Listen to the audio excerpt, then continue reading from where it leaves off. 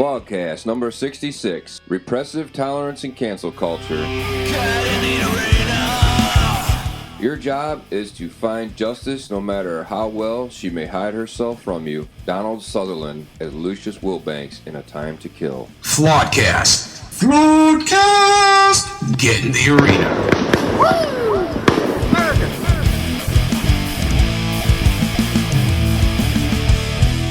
All right, we want to welcome everyone to another fun-filled episode of Flawedcast, and as I'm sure you knew or can tell by the lovely and soothing voice of Mr. Stormin' Norman, Jason is gone, so we just had to carry on without him. I have it from good sources that some friends of mine, hooked up with him. So, Jason, we'll miss you. Enjoy the mothership. But we want to thank and welcome Norm, who at this point, I think he's not even a guest anymore. He's just... I'm a full-blown celebrity now. Celebrity or diva. Ever since I started joining you guys, I'm getting all kinds of fan mail, and they're right. It is tough being a celebrity. If it's anything like the fan mail I get... You know what they say? They say that... Coffee's for closers only.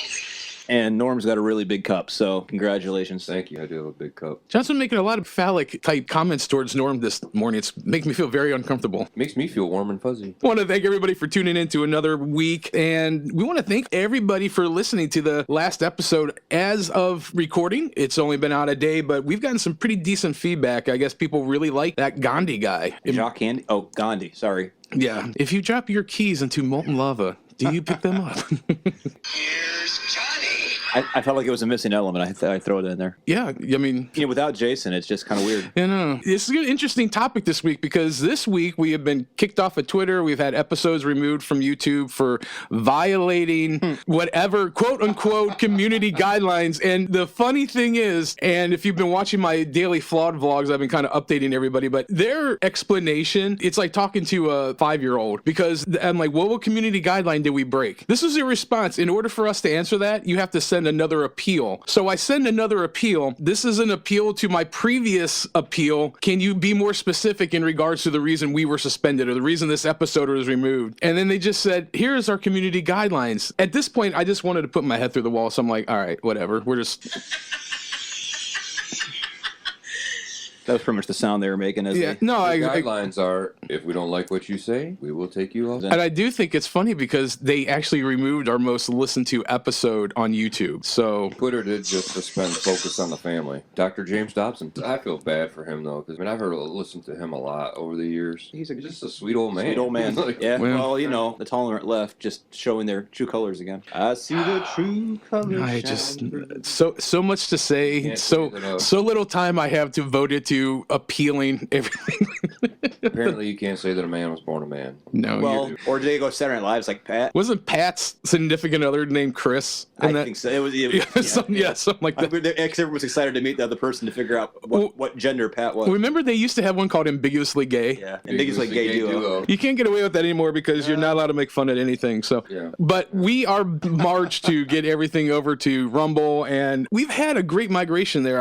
Just in the 2 months we've been on Rumble, we have almost as many subscribers and listens as we do on YouTube. So that just really tells me that people want the freedom to think. But anyway, so as of right now, you can listen to us on Spotify, Apple Podcasts. We are currently on YouTube. We are on Rumble, Flawedcast, Flawedcast CLE, Flawed Inc. Flawedinc.com is our website. You can email us at info@flawedinc.com. We are right now on the Project Mockingbird social media platforms, Facebook, Instagram. We are on Twitter. Thank you, Jack Dorsey. We are also on Gab, and John and my aunt follow us on... I got company? Yes. If it's your aunt, I'm amongst you. You're a great company, absolutely. So you and my aunt are following us on MeWe. Check us out. Please share. We have lost a ton of listens and views and stuff because we've been kneecapped. That we got kicked out of the Parler. Between Parler and Twitter, I mean, that's like over 3,000 people that we no longer are able to reach. Somebody's don't call it a comeback, maybe? Is there a chance? I hope so.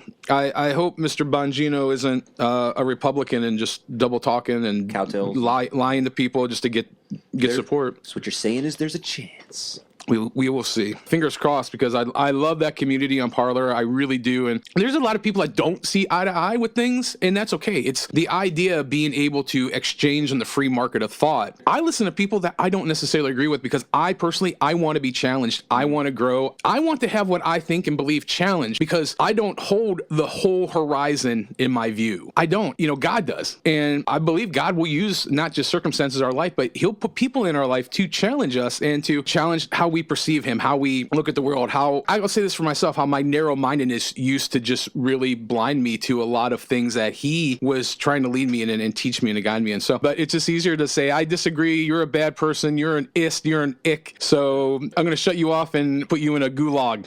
Place your right hand over your left heart. I pledge allegiance to the flag of the United States of America and to the republic for which it stands, one nation, under God, indivisible, with liberty and justice for all. All right, so we are going to get into I know is going to be a very controversial topic to a lot of people, but I hope it's going to be very illuminating and educational to a lot of others, and I hope it's going to be able to pinpoint at least the beginning of noticing a pattern of thought, or in this case, I would say a pattern of censorship, or a pattern of fascism, a pattern of authoritarianism, which are words that are often thrown around that people don't really understand what they mean. So I think the best thing that we can do is to educate. And we're going to talk about repressive tolerance and cancel culture, which I know part of the reason I really wanted Norm to come here is he's such a fan of cancel culture. He actually, the inspiration from this.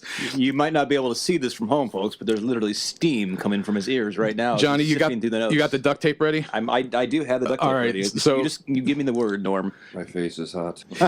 So actually, the impetus of this was from a podcast that Norm actually told me about called Cooperstown or Cooper Stuff Cooper Stuff by John Cooper, who, oddly enough, I worked with in my previous career a couple different times, not only as a youth or young adult pastor, but also as a music journalist who I've interviewed a couple times. And super nice guy, but this is a podcast he's doing, and he actually brought this subject up. So I want us to kind of talk about this and shell this out. The greatest weapon that we have right now is knowledge. Knowledge is power, and we need to arm ourselves with knowledge, with wisdom, that moving forward we can navigate these things as successfully and efficiently and as decisively as we can. So I have a couple different definitions of repressive tolerance. I have a brief definition that we're going to get into a more elongated one because I think it's so important to really shell this out that we be able to identify it. Johnson, go ahead and read that first one if you don't mind. It would be my pleasure, good sir. Repressive tolerance, the passive acceptance of social and governmental practices, policies, and actions which restrict freedom in an absolute sense. The Frankfurt School theorist Herbert Marcuse coined the term in an essay of the title for a book co-written with Robert Wolfe and Barrington Moore, Critique of Pure Tolerance. Repressive tolerance, Marcuse argues, takes two main forms: the unthinking acceptance of entrenched attitudes and ideas, even when these are obviously damaging to other people or indeed the environment. The painfully slow response to warnings about climate change and environmental degradation might be seen as an example of this. Number two, the vocal endorsement of actions that are manifestly aggressive towards other people, i.e., the popular sort in the US and the UK in the aftermath of 9/11 and July 7th for the respective government's attempts to override or limit habeas corpus, is a clear example of this. Genuine tolerance, Marcuse argues, can only exist in a situation of intolerance for these limits on real freedom. So even that last sentence is a complete oxymoron. What we're going to be diving into is something that Orwell called doublethink. Like, that's a good brief introduction definition. That's why I wanted us to expound on this. We're going to get into this other more historical, more elaborate definition of this just to kind of shell out and give a little bit more of an explanation. But I just think that where we're at right now, we understand that, like he said, passive, I would say subversive, the ideology and the normalization of things that are so obtuse, i.e., this time last year, we were told to put the face diapers on. Now, they're ask us to wear 2 face diapers. And one over our tushy. Well, that's coming. Actually, I had a conversation with somebody this week about our episode last week where we talked about the rectal marmalade, the anal swab. Yeah. And I sent this person the link to the article. What they said is you have exactly.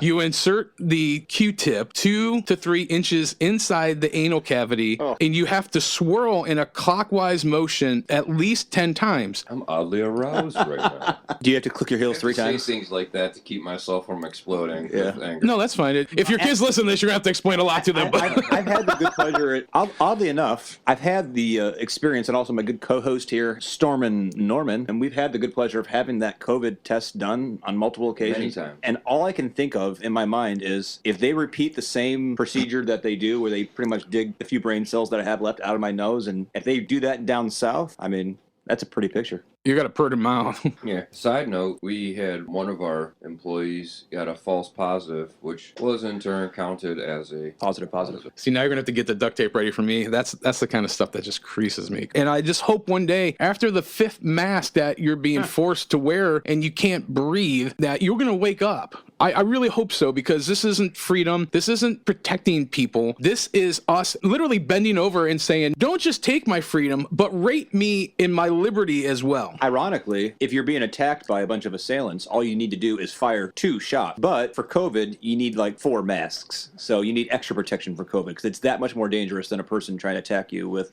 Listen, I'm old enough to remember when AIDS came out. That was the scare of my life. I was a little boy in the 80s. You know what's funny is I've been telling people back in the 80s when AIDS came out, the government didn't tell people they have to wear condoms to have sex. Well, and like AIDS is a real thing. Like, you're right. That's a legitimate thing to be concerned about. Right. If you remember correctly, at first they thought it could be airborne. They thought you could sit on a public toilet seat and get it. They thought if you drank out of a public drinking fountain, you could get it. And nothing shut down. They didn't know what AIDS was when it first came out. When it first came out, it wasn't like, oh, you can only get it blood to blood or semen or, they bodily didn't know fluid. anything. But they didn't shut anything down. Nobody was wearing masks. We weren't getting swabbed up our butt. Like, I don't know. It's just a political weapon for the left. Johnny, get the duct tape. He's going to pop like a pimple any second now. I can see. Are you good, or do you want me to? The good news is when you are getting the COVID test, by the way. Guy with the rubber glove was surprisingly gentle. Or he wasn't. All right, Norm, go ahead and kick this article off if you don't mind. In understanding the intellectual development of the great social vision of our time, cultural or libertarian Marxism, it's imperative to know about Herbert Marcuse. Marcuse was a German Marxist and part of the so-called Frankfurt School, committed to critical theory. Theodor W. Adorno, Enrique Fromm, Max Horkheimer, and Marcuse were Marxists who wanted to adapt Marxism into Western societies and transplanted their modified Marxism to the campuses of the U.S. after fleeing Nazi Germany. Their views inspired the new left of the 60s and from their elite perch have filtered down to American culture. Marcuse's view of repressive tolerance is at the heart of that cultural subversion, and it has become a linchpin of the left in our day. Hatred for classical liberalism. Like all other good communists, Marcuse hated classical liberalism. By classical liberalism, I mean the political philosophy that developed gradually in England from the Magna Carta and was transported to England's colonies, the largest of which became the United States. Classical liberalism, not to be confused with modern liberalism, was shaped by Christianity. The Roman Church bequeathed to it the independence of the church from the state. In the ancient world, the state pervaded all of society. The Western Church demanded and got independence. It broke the monopoly of the state's authority. Second, Protestantism contributed liberty of conscience. Politically, this meant creating a zone of privacy around the individual. In turn, this generated individual rights enshrined in Bill of Rights. Classical liberalism is marked by religious liberty, individual liberty, economic liberty, separation of powers, checks and balances, constitutions, and the rule of law. It generated the glories of the British Empire as well as the prestige and prominence of the United States. Most significantly, it created societies in which families and churches are free to live within the boundaries of the rule of law. Classical liberalism means maximum law-based liberty for citizens. For Marxists like Marcuse, that's the problem. When you have that kind of liberty, some people and groups flourish and some do not. Some are rich, others poor, and most somewhere in between. Churches and families can reward and punish members. Businesses can establish policies preferring one kind of individual over another. Classically, liberal society creates equality under the law, but equality under the law does not need to equal results. It brings out the latent inequalities in humans. Some are wiser or smarter. Others are lazy and procrastinating. Some are intelligent and some are not. Some are born into wealthy families and some are born into poor families. It is this latent inequality of the human condition permitted by classical liberalism that Marxists simply cannot abide. For classical Marxists, the issue is economic inequality, but for the libertarian Marxists like Marcuse, it is inequality across the board. The thing I like there, classical liberalism marked by religious liberty, individual liberty, economic liberty, separation of powers, checks and balances, constitutions, and rule of law. It generated the glories of the British Empire as well as the prestige and the prominence of the United States. Most significantly, it created societies in which families and churches are free to live within the boundaries of the rule of law. Classical liberalism means law-based liberty for citizens. I think that is such a easy to digest and understandable definition of, and when I talk about Jeffersonian liberalism, this is what I often refer to, because the new left, or I call progressivism, has molested that term. The intolerant left is what I call them. Well, same lot, I would say. And even we see this repressive tolerance at work because it is the molestation and the manipulation of one thing to twist it to be another thing. All right, Johnson. All right. Two kinds of tolerance, two kinds of repression. Marcuse offered an ominous counterproposal. It's expressed in his infamous 1965 Brandeis University lecture titled Repressive Tolerance. He means by this the tolerance within classically liberal societies like the United States and England. These societies do not guarantee equality of results, which is people getting the same wealth, acceptance, and prominence, but only the equality of processes, which means everybody is treated the same under the law. Therefore, classically liberal societies are repressive. By allowing individuals and families and churches the liberty to live their lives, these societies create the conditions that foster inequality. So, actually, according to Marcuse, they are repressing individuals who are entitled to equality even while these societies loudly champion tolerance. Marcuse's solution is to create an entirely different kind of society. You can't talk about tolerance objectively across societies. You can only talk about tolerance within a particular kind of society. In other words, he is after a different kind of tolerance than we have known in classically liberal societies. But how do you get from there to here? For Marcuse, people looking for the just society, led by the elite like him, must re-educate an entire culture. Well, doesn't that sound familiar? But the presupposition for this re-education is the repression of an intolerance towards all of those elements that would guarantee classic liberalism. Consider this long quote. Surely, no government, quit calling me Shirley, can be expected to foster its own subversion. But in a democracy such as right is vested in the people, i.e. the majority of the people. This means that the ways should not be blocked on which a subversive majority could develop. And if they are blocked by organized repression and indoctrination, their reopening may require apparently undemocratic means. They would include the withdrawal of toleration of speech and assembly from groups and movements which promote aggressive policies, armament, chauvinism, discrimination on the grounds of race and religion, or which oppose the extension of public services, social security, medical care. Moreover, the restoration of freedom of thought may necessitate new and rigid restrictions on teachings and practices in the educational institutions by which their very methods and concepts serve to enclose the mind within the established universe of discourse and behavior. Earlier, he wrote, tolerance cannot be indiscriminate and equal with respect to the contents of the expression, neither in word nor in deed. It cannot protect false words and wrong deeds which demonstrate that they contradict and counteract the possibilities of liberation. Such indiscriminate tolerance is justified in harmless debates, in conversation, in academic discussion. It is indispensable in the scientific enterprise, in private religion also. But society cannot be indiscriminate where the pacification of existence, where freedom and happiness themselves are at stake. Here, certain things cannot be said, certain ideas cannot be expressed, certain policies cannot be proposed, certain behavior cannot be permitted without making tolerance an instrument for the continuation of servitude. Marcuse is saying that, by their very nature, democracies allow their own subversion by a subversive majority, who are opposing the inherent oppression of society. If there are impediments to the subversion, the way to get rid of them is to undemocratically silence them.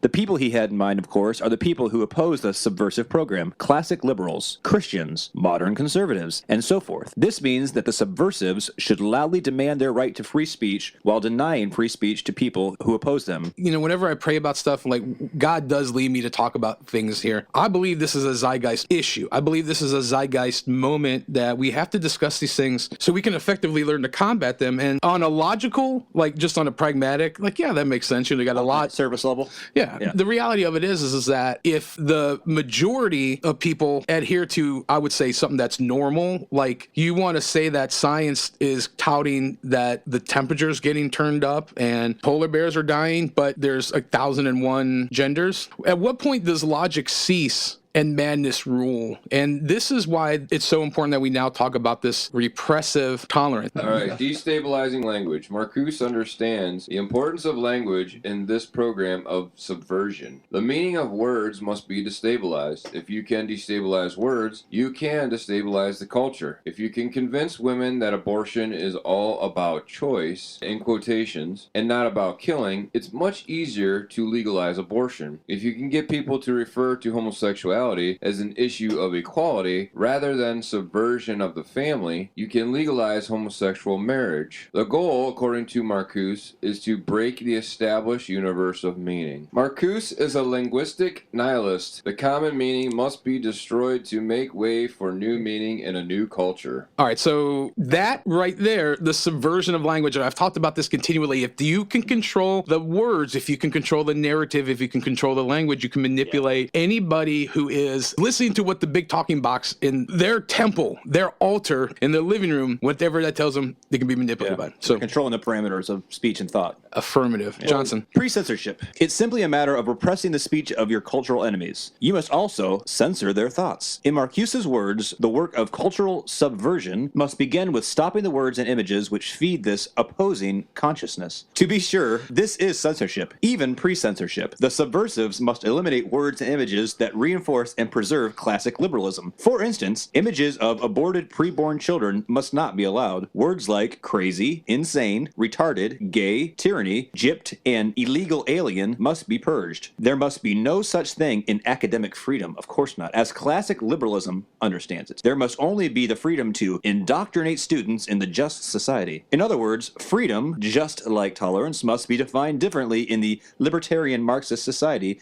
that in societies like England and America were shaped by the Christian truth. The intellectual elites lead this campaign of subversion. The culture suffers from false consciousness, out of which it must be educated. This is the job of the intellectual elites, of course, to lead the benighted masses away from their false consciousness of classic liberalism that fosters individual and religious freedom, and instead lead them to abolish this freedom to produce the egalitarian society. This is the secular status egalitarian society for which today's radical leftists are working. Just think of the absolute subversion and manipulation of the terms that we are now beginning to unpack. I want to keep pointing out the subvertive and the deliberate manipulation of our thoughts and of the process of dissecting and coming to our own conclusions in and of our own self. It's weird. It almost reminds me, we were talking about The Village, where there were just random things that were evil for no reason, like this is the color that we did not talk about. Yeah. Or it's like, okay, well, where did that come from? Who wrote the rules for that? Norm, go ahead. Revolutionary violence, and if necessary, education and indoctrination must be supplemented by revolutionary violence. Marcuse is quite clear about this. He refuses to posit a moral equivalence between the violence perpetrated by classical liberals and the violence committed by subversives. The former is evil, the latter is justified. In fact, he argues that since history is not made by ethics, ethics are of no importance. In other words, might makes right. The ends justify the means. He writes that oppressed minorities, and this means people who lack wealth or prestige or acceptance, have the right to extra-legal violence if they exhaust all legal means. No one has a right to judge them immoral or unethical. Think Black Lives Matter and the call to kill cops. Marcuse offered a program for annihilating Christian culture and classical liberalism and replacing it with libertarian Marxism. He had takers. Those takers became college professors and journalists and foundation presidents and community organizers and artists and musicians. I seem to remember a community organizer that was elected. Anyways. Sorry. Get that off me. Barry Santorum? Yes. They have wielded massive influence on the West from 1960 to 2016. Their vision is the commanding social vision of our time, working out its implications right before our eyes. To create Christian culture, Christians must vanquish that vision. All right, so this is a very This is a very exhaustive explanation of the history, the usage, and now the application of repressive tolerance. And I'm going to put links that if you want to read this, if you want to go back, if you want to share this with people, I would encourage you to, that you can share these definitions, because how that last line there says, to create Christian culture, Christians must vanish that vision. And you may or may not be a Christian per se. I would argue that just living in America means that our society has been based on the Judeo-Christian ethos and values, and that has successfully governed us for almost 250 years. So there is the application that the Christian culture, that Christian ritual, I would say, not to be ineffectual, but that is successful. That the is, ideology. Right, but that leads to success. And success is freedom, right? Freedom to fail, freedom to succeed, freedom to make your own decision, freedom to use the verbiage that you want. And even in this case, this guy, I don't agree at all with what he's saying, but he does have the right to say this, and people do have the right to believe it. Yeah. Like even with gay marriage, if people who are gay want to get married, go ahead, let them be as miserable as everybody else. But you can't legislate morality. And what this guy is doing is subversively, in kind of a backdoor, kind of around way, exactly doing that. So, Johnson, go ahead and read the next definition, please. Absolutely. Cancel culture, or call-out culture, is a modern form of ostracism in which someone is thrust out of social or professional circles, either online, on social media, in the real world, or both. Those who are subject to this ostracism are said to be canceled. Merriam-Webster, discussing the term's history, notes that canceled, as used in term, means to stop giving support to that person, while dictionary.com, its pop culture dictionary, defines cancel culture as withdrawing support for canceling public figures and companies after they have done or said something considered objectionable or offensive. The expression cancel culture has mostly negative connotations and is commonly used in debates on free speech and censorship, and constitutes a form of boycott involving an individual, usually a celebrity, because, you know, we should get all our P's and Q's from celebrities, who is deemed to have acted or spoken in a questionable or controversial manner. For those at the receiving end of cancel culture, the consequence can lead to a loss of reputation and income that can be hard to recover from. Well, John, celebrities know best. Celebrities do know best. I'm going to read the next definition. This is woke, which, by the way, is an adjective. Aware and actively attentive to important facts and issues, especially issues of racial and social justice. You said that. It sounded like, no offense, Joe Biden when he talks. Come on, man. Oh, man. And those who've listened at all know I think social justice is a crock of shit, because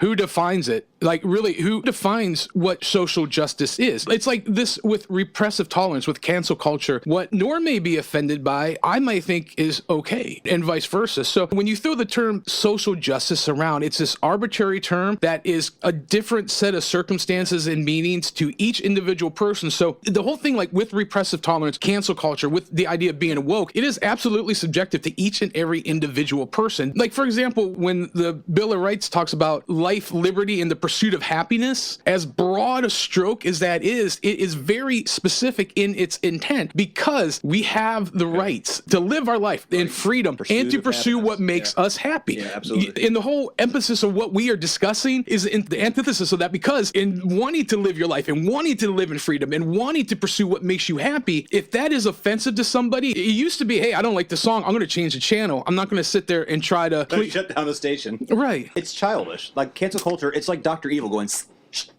Might it be that what we have been taught, not what we have learned, but what we have been taught, has now affected several generations down? Like, this was created in 1965, this idea of repressive tolerance. This goes back to like the Clower-Piven theory, which we talked about previous episode, which was started in the 60s. It goes back to the rules for radical, Saul Alinsky, which we talked about in the 50s, and it started to come to prominence in the 60s. So now we're 3 to 4 generations past this initial indoctrination. Now the people who were born out of this idea of repressive tolerance are now teachers and professors and politicians and entertainers, and they are the movers and shakers and the influencers, the gatekeepers, if you will, of our society. I've been talking about this in my Flawed Vlog lately, this idea that people refuse to believe that people have evil intentions. Like, there is no conspiracy. There are no people who are trying to do nefarious backdoor things, because I wouldn't do that. And this is the ruse, I think, that's gotten so many people who have a system of faith. I think this is what they absolutely have fallen into, that they believe there was no gunman on the grassy knoll. Yeah, exactly. And I don't live in that world. Well,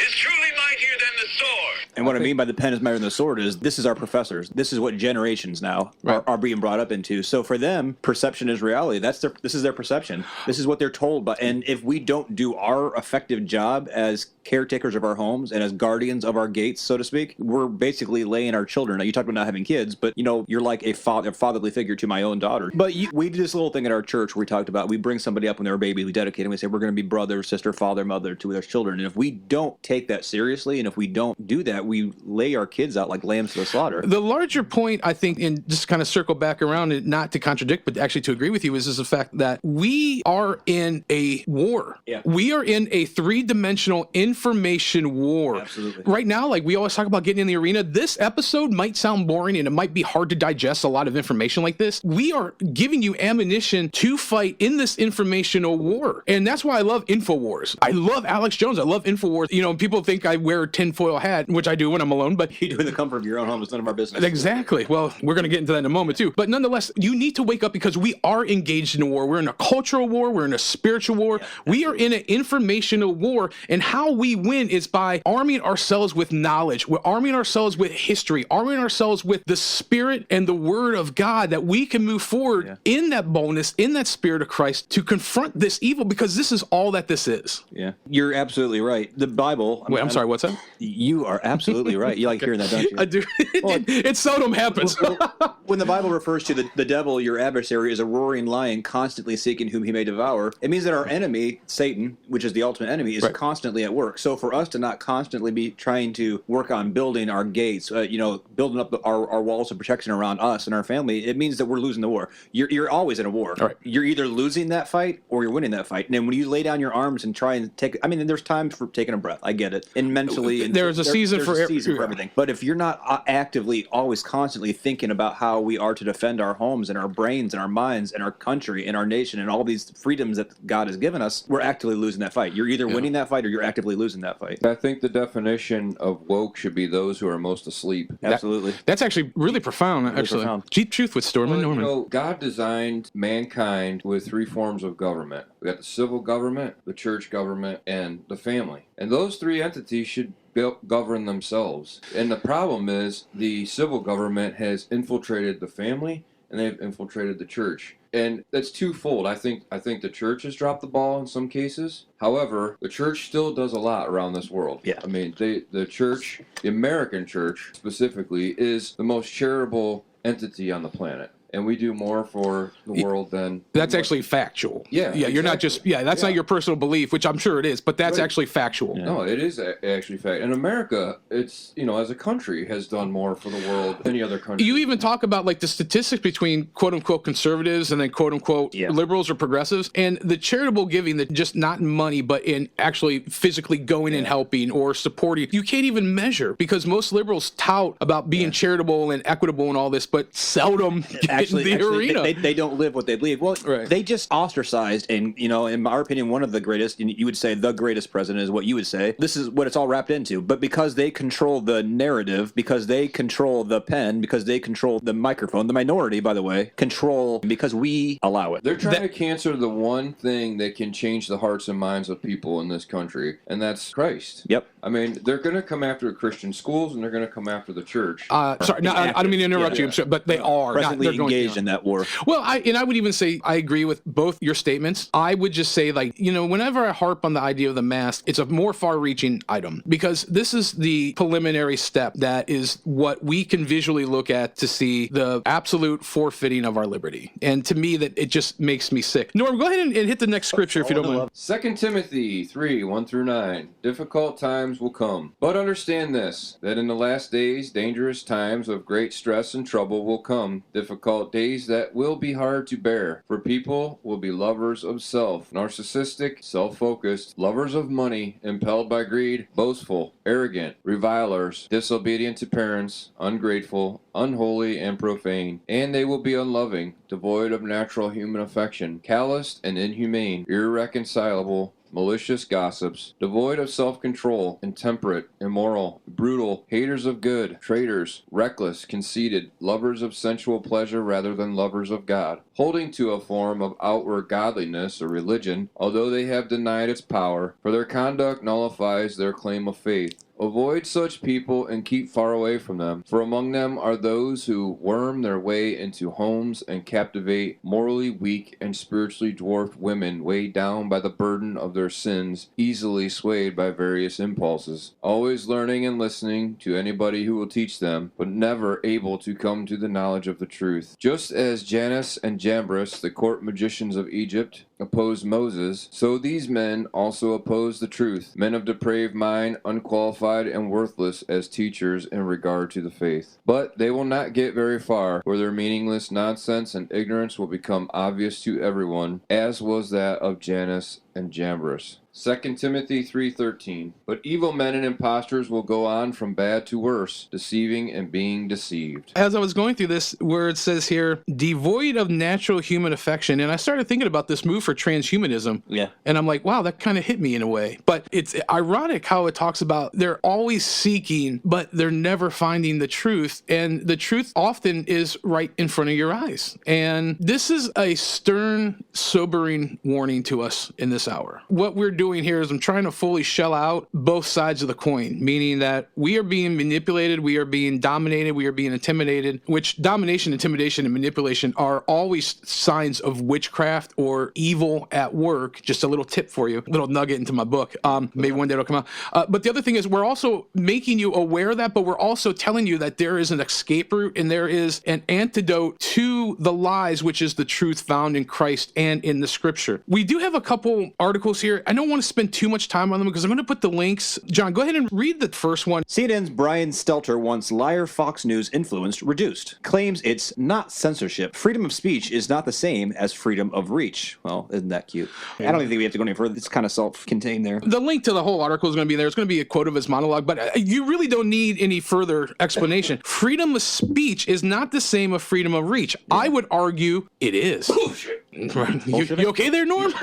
Was it Bolshevik? I would argue it is. Freedom of speech that is completely leashed is not freedom of speech. It is neutered. It is cocked. It's called. It's what most men in America have become.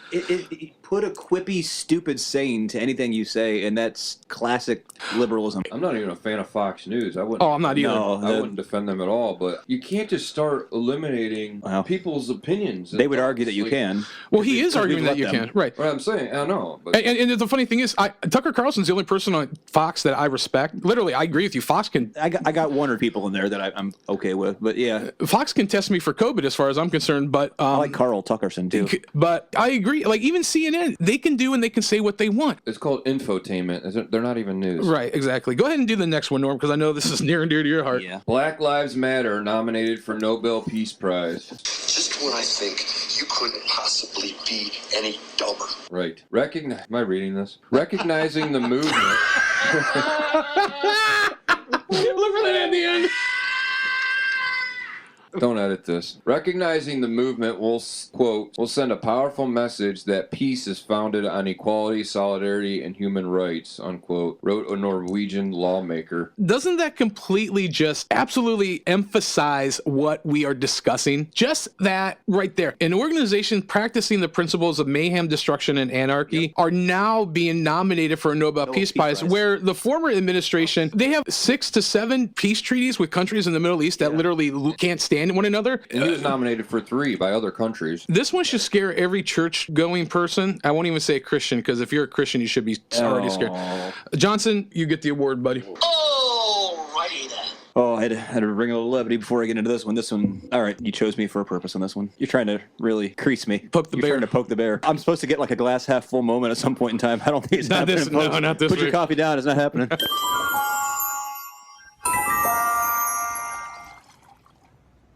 Hey, John, that's weird. That glass looks half full to me. Wow. Now that you mention it, it is half full. Take deep cleansing breaths. Pro-abortion group crashes church service, shouts profanities. The tolerant left at it again. Once inside, they knocked a table aside and began chanting pro-abortion slogans as they walked around the pews. Roe is the floor. We demand more. That's just cute.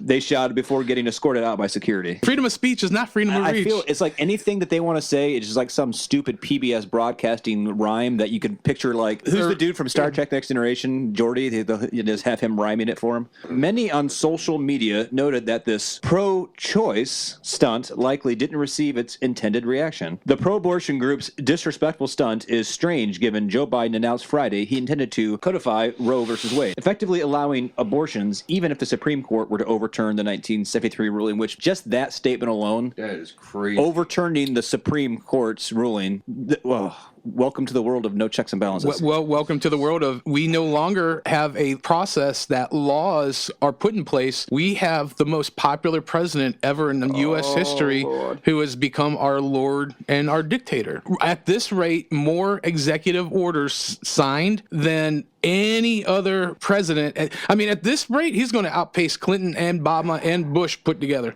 I'm pulling. I feel like pulling a Santee sound off right now, and I can't give it justice. So I'm just going to. If I still had hair, I'd be losing it right now. This guy is a personal hero of mine, and one of my biggest flaws with the Trump administration is that he pardoned Lil Wayne, but wouldn't pardon Edward Snowden and Julian Assange. And I've said this to a lot of people. I can't look past that. So there's a quote he said: "Being a patriot doesn't mean prioritizing service to government above all else. Being a patriot means knowing when to protect your country, knowing when to protect your constitution, knowing when to protect your countrymen from the violations of encroachments of adversaries. All of adversaries won't have to be foreign countries." Now, why did I include that? Because we, like the Roman Empire, are being, I almost would have argued slowly, but I think the times are increasing. You know, there's a portion of scripture where it says, like, God cuts the days short because of the absolute hell that's going to be unleashed on the earth. I can't remember the exact framing right now, but we're in this time. We are here. We, like a resounding gong, keep saying these things over and over again. I am so appreciative of the people that listen to us regularly, that share what we're doing, and that, I don't want to say buy in, because I don't really know that there's a lot to buy into when it comes to truthful statements. And people may not like our content, but the reality of it is, I stand by our content because it's veritas. It's the reality of where we are at in our society and in a greater sense, our world. And I think it's a great barometer for spiritually in regards to eschatology, where we are at in that time frame. Now, I'm not projecting anything. I'm not prognosticating dates, times, but I'm telling you is that as Jesus said these things would happen, you can see now we are getting narrower down into that funnel of time. And I've said this before, and we are here. We're just kind of flickering. That last light of liberty shining through the world is America. You know, all those people who are so concerned about COVID, wear your 8 mask and swab your ass. Millions of people a day are dying in the third world out of starvation, because once the first world falls, the third world isn't that far behind. But we are so self-righteous, so self-indignant that we can't even look to see beyond our plush. It just makes me sad. It breaks my heart. My friend of mine is taking a business course at a local college, and the professor is pushing his notion that we cannot have an America first mentality. That it's important that we bring America down to the levels of every other country in the world so that we can have a global economy. That would have worked out really well for everybody in World War II times if America hadn't stepped in and basically saved the world from being, No, you're right. But what's interesting about that, Norm, and this is where I have a lot of trouble with a lot of people who are prescribed to the same persuasion of faith that we do. That right there is a surefire sign that the Antichrist, globalist, New World Order, Luciferian system is... It's not even on the way. On the doorstep. It's here. You know what I think about when America First mentality, it's not a bad thing because of what we do for the world and because of what we do for our own people. Nehemiah built a wall around Jerusalem with a sword in one hand and a trowel in the other. Absolutely. You know, Jesus himself in Acts 1:8 said, "You will be my witnesses in Jerusalem, Judea and Samaria, and to the ends of the earth." There's a reason he mentioned Jerusalem first. Take care of home. It's not like a boastful thing. American exceptionalism shouldn't be considered like a dirty thing. Like, we were here for a very necessary reason. God created America for a very necessary reason. The light of the world. It's like we were the last bastion of hope, like you said. It's a glimmer. It's a spark. It's fading fast. Well, the left you get that sparkler, and you're like, it's getting ready to die. Yeah, it's like my life. Their agenda because they didn't expect the wrench in their spokes that was Trump. Donald J. Yeah, Trump. 4 years of unplanned freedom. And for those that are arguing with what you guys are saying, and I agree, let's just make a more practical example. It's like going to the Olympics and rooting for every other country but your own. It's like if you live in Cleveland, but you root for a football team other than the Browns, like you're not a real Clevelander. There's a level of disrespect that you should expect to have. It's about home team. It's about this is who we are. This is who we identify with. Everybody gets a trophy. It benefits the world for America to stay America, not for America to become something else. No, and this is the subversiveness, Norm. You are 100% correct, but the subversiveness is, and a lot of the churches are buying into it, it's a global community now. And if you understand anything in regards to eschatological time frames, the primary notion that the Antichrist is going to come and establish and rule over is a one world system.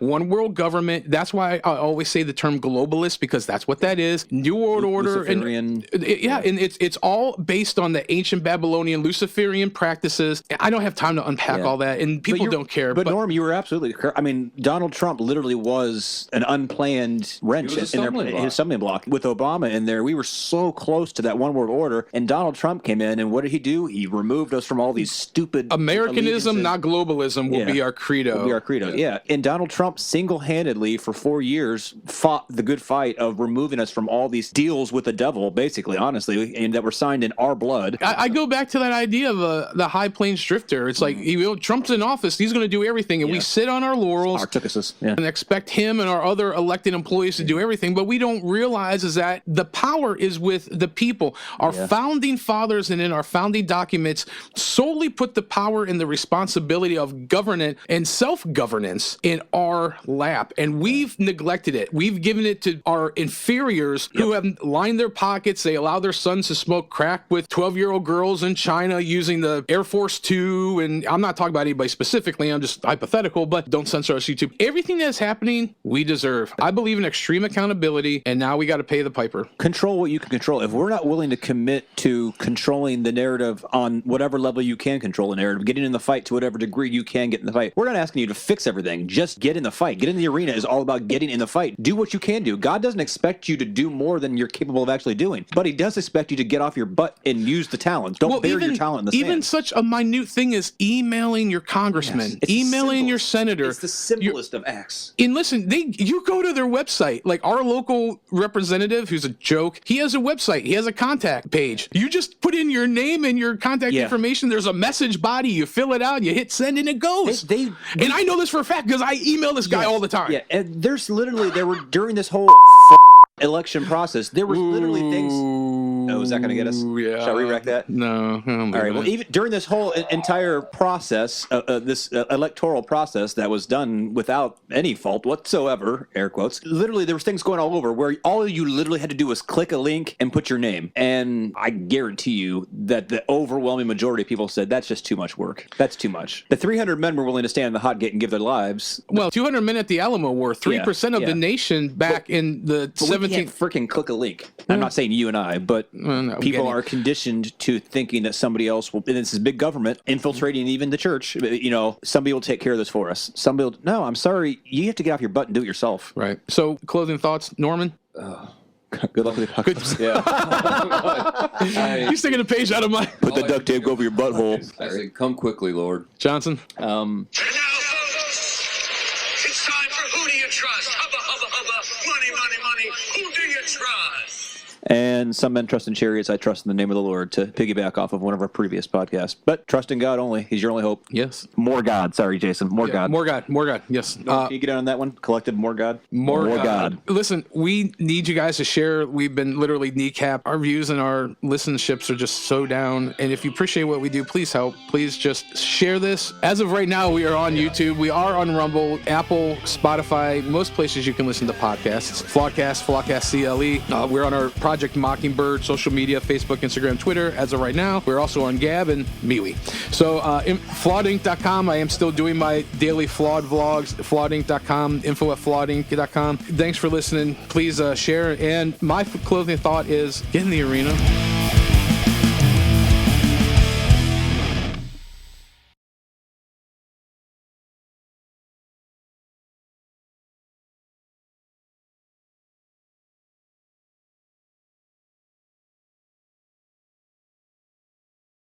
Marcuse is a linguist. Linguini. Linguini. Marcuse is a pasta advocate. Marcuse is a linguini, no less. I feel like Joe Biden right now. Come on, man.